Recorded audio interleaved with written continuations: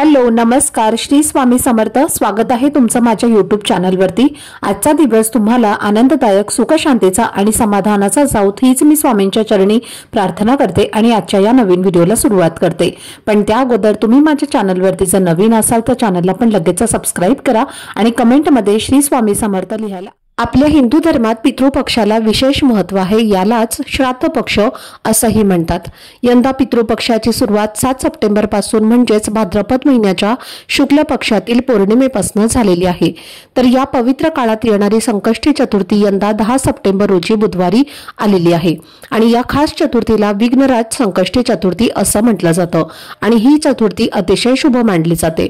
धार्मिक परंपरेनुसार या दिवशी व्रत केल्याने संतती प्राप्ती, चांगलं आरोग्य, आर्थिक अडचणींमधून मुक्तता आणि घरामध्ये सुख शांती मिळते असं मानलं जातं।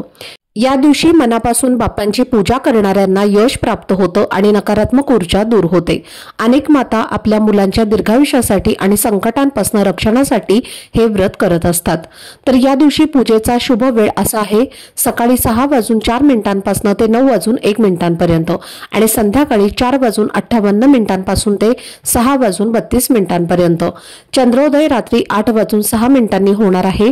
तर यावेळी चंद्राला अर्घ्य अर्पण करणं आणि गणपती बाप्पा आरती करणं हे अत्यंत शुभ मानलं जातं। आरती करताना बाप्पांना जास्वंदाचं फूल आणि दुर्वा अर्पण कराव्यात आणि मग उपवास सोडावा। या दिवशी शक्य असल्यास गणपती अथर्व शीर्षाचं पठण किंवा श्रवण आणि संकष्टी चतुर्थीच्या व्रतकथेचं वाचन अवश्य करावं। धार्मिक दृष्टिकोनातून संकष्टी चतुर्थीचा दिवस अत्यंत महत्त्वाचा मानला जातो, म्हणूनच या दिवशी काही विशेष उपाय आणि पवित्र सेवा केल्या जातात ज्या जीवनामध्ये सकारात्मक बदल घडवून आणतात। म्हणूनच संकष्ट चतुर्थीच्या दिवशी प्रत्येक आईने आपल्या मुलांच्या उज्ज्वल भविष्यासाठी एक अतिशय सोपा आणि प्रभावी हिरव्या मुगाचा उपाय अवश्य करावा। हा उपाय केल्याने मुलांच्या जीवनातील अडथळे, संकट, विघ्न आणि दोष दूर होतात। त्यांना शिक्षण, नोकरी, व्यवसाय किंवा कोणत्याही क्षेत्रात यश आणि प्रगती मिळते। हा उपाय त्यांना सर्वांगीण विकासासाठी अत्यंत शुभ मानला जातो। तर हा हिरव्या मुगाचा उपाय कधी आणि कसा करायचा, कोणत्या वेळेत तो सर्वाधिक प्रभावी ठरेल याची संपूर्ण माहिती आजच्या व्हिडिओमध्ये मी तुमच्यासोबत शेअर करणार आहे। त्यामुळे व्हिडिओ हा स्किप न करता शेवटपर्यंत नक्की पहा, जेणेकरून तुमच्यापर्यंत योग्य ती माहिती पोहोचेल। आणि तुम्ही माझ्या चॅनलवरती जर नवीन असाल तर चॅनलला पण लगेच सबस्क्राइब करा आणि बेल आयकॉनला पण प्रेस करा, म्हणजे मी जेव्हा कधीही नवीन व्हिडिओज अपलोड करेन त्याचं नोटिफिकेशन सर्वात आधी तुम्हाला मिळेल आणि तुमचा एकही व्हिडिओ हा मिस होणार नाही। तर पहा, संकष्टी चतुर्थीच्या दिवशी आपण ब्रह्ममुहूर्तावर उठावं आणि अंथरुणामध्येच उठल्याबरोबर शांत मनाने गणपती बाप्पांचं स्मरण करावं। दिवसाची सुरुवात गणपती बाप्पांच्या नावानं करणं अत्यंत शुभ मानलं जातं।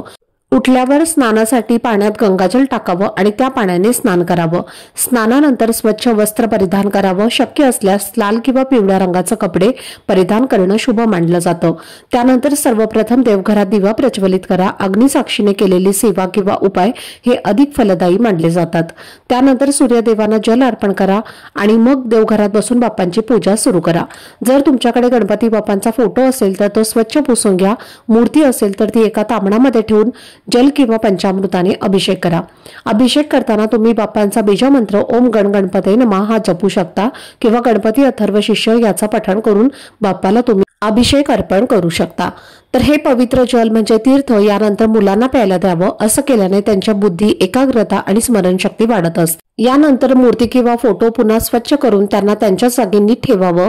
त्यांना चंदन, हळदी कुंकू, अक्षता, धूप, दीप, अगरबत्ती अर्पण करावी। जास्वंदीचं फूल आणि 21 दुर्वांची जोडी बाप्पाला अर्पण करताना आपल्या मनातील इच्छा नम्रतेने व्यक्त करा।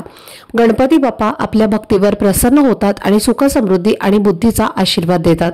शेवटी बाप्पाला गोडाचा नैवेद्य अर्पण करावा। शक्य असेल तर मोदक नाही तर गुळ खोबऱ्याचा नैवेद्य अर्पण करा। धूप, दीप आणि अगरबत्तीने संपूर्ण वातावरण प्रसन्न करा आणि मनापासून बाप्पांची आरती करून दिवसाची सुरुवात शुभतेने करा।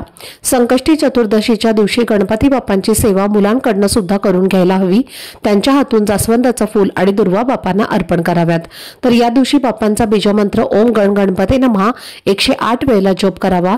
जर तुमच्या मुलांना शक्य असेल तर त्यांच्याकडून गणपती अथर्व शिष्य म्हणून घ्यावं। जर ते करणं शक्य नसेल, म्हणजे मुलं लहान असतील, तर त्यांनी फक्त ऐकलं म्हणजे श्रवण केलं तरी सुद्धा त्यांना नक्कीच याचा फायदा होईल। यानंतर त्यानंतर संकष्टी चतुर्थीची व्रतकथा ऐका किंवा वाचा आणि बापांची आरती करून प्रसाद सगळ्यांमध्ये वाटा। दिवसभर व्रत तुम्हाला ठेवायचं आहे आणि चंद्रोदयाच्या वेळी चंद्राला जल अर्पण करून मग हे व्रत सोडायचं आहे। हिरव्या मुगाचा उपाय विशेष महत्त्वाचा या दिवशी मानला जातो। तर हा उपाय संध्याकाळी 6 वाजल्यापासून ते रात्री 12 वाजेपर्यंत करता येतो। त्यासाठी तुम्हाला लागतील 108 हिरवे मूग आणि एक हिरव्या रंगाचा स्वच्छ कपडा। एक मुलगा असेल तर एक सेट तुम्हाला करायचा आहे। 2 मुलं असतील तर प्रत्येकासाठी वेगवेगळे तुम्हाला हिरवे मूग आणि वेगळा कपडा वापरायचा आहे। सर्वप्रथम देवघरामध्ये दिवा लावा, बापाला हळद कुंकू अक्षदा अर्पण करा, स्वतःलाही हळद कुंकू लावा।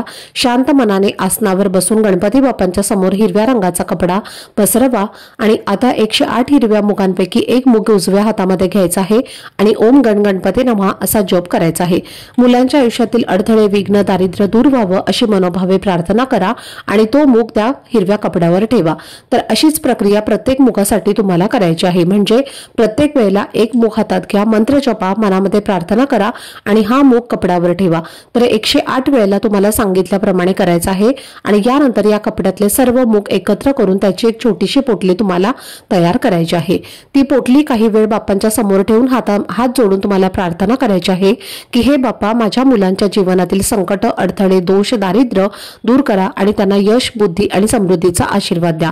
त्यानंतर ही पोटली तुम्ही गुप्त ठिकाणी ठेवू शकता किंवा घराबाहेर एखाद्या झाडाखाली गुपचूप विसर्जित करू शकता। तर हे संपूर्ण उपाय हा तुम्हाला श्रद्धेने आणि शांत मनाने केला तर निश्चितच याचा तुम्हाला फायदा होईल। आता जर तुमचं एकच मुलं असेल तर एकच पोटली तयार करा, 2 मुलं असतील तर दोघांसाठी स्वतंत्र पोटल्या तयार कराव्यात। आता जर मूल घराबाहेर असेल म्हणजे नोकरी, शिक्षण, व्यवसायासाठी दुसरीकडे राहत असेल तरी चिंता करू नका, त्यांच्यासाठी तुम्ही हाच उपाय करू शकता।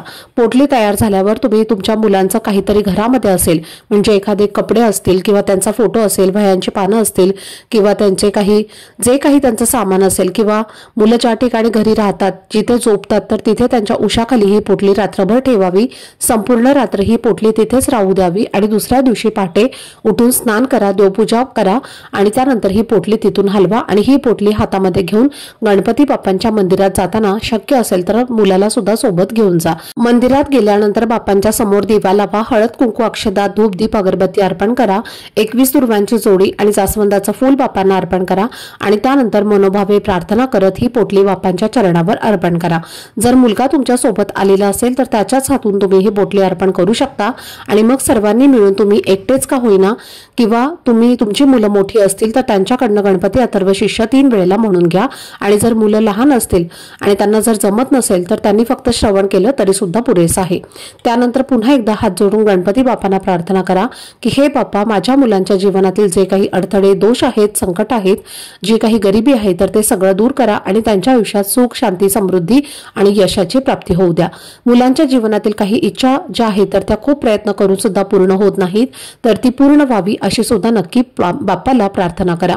कारण असं म्हटलं जातं की संकष्टी चतुर्थीच्या दिवशी गणेश तत्व हे 1000 पटीने अधिक शक्तिशाली आणि कार्यरत असतं आणि जर हा उपाय आपण मंदिरामध्ये गणपती बाप्पांच्या साक्षीने केला तर त्याचं फळ आपल्याला लवकर आणि निश्चितच मिळत असतं आणि म्हणूनच हा उपाय फक्त स्वतःपुरता न ठेवता इतर लोकांपर्यंत सुद्धा जरूर पोहोचवा, म्हणजे शेअर करा जेणेकरून त्यांच्याही मुलांच्या आयुष्यात सुख, समाधान आणि यश येईल। आजचा व्हिडिओ जर तुम्हाला आवडला असेल, माहितीपूर्ण वाटला असेल तर व्हिडिओला लाईक, शेअर आणि चॅनलला सबस्क्राईब नक्की करा। भेटूयात पुढच्या व्हिडिओमध्ये।